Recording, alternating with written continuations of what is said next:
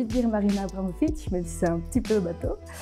Sa performance, surtout celle où elle doit rester assise pendant des heures durant avec des gens qui restent, qui s'asseyent en face d'elle et les regardent dans les yeux, elle ne doit pas bouger, elle ne doit pas réagir.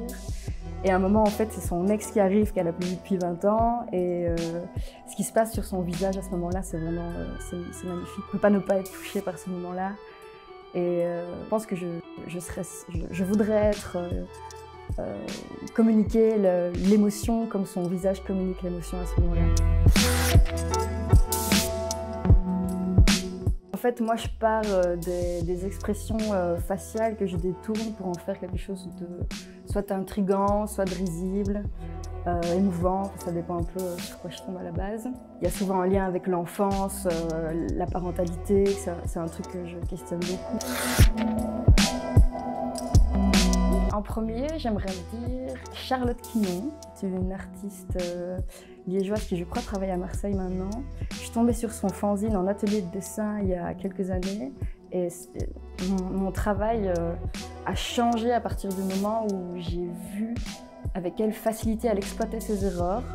Et en fait, il n'y a aucune... Je me suis lâché la grappe à ce moment-là, en fait. Je me suis rendu compte que pour faire de l'art, il ne faut pas faire du parfait. Pour faire de l'art, il ne faut pas être réaliste, absolument. Il n'y a pas de pression à se mettre, il y a juste à parler de ce dont on a envie de parler. Aurélie William-Levaux, évidemment, pour son humour et son second degré, et la vision qu'elle a du couple, notamment dans son livre « Sissi, les joies du couple », magnifique. Marie Vada, c'est une amie à moi qui a fait l'ACA aussi, 3 ans d'ILU, et pour le regard qu'elle avait sur mon travail, déjà, super bienveillant, super encourageant, et aussi pour l'exigence qu'elle avait par rapport à son propre travail, puisque c'est hyper stimulant de travailler avec des gens qui ont du talent et qui sont exigeants envers eux-mêmes. Mon expo idéal, ça serait dans un festival.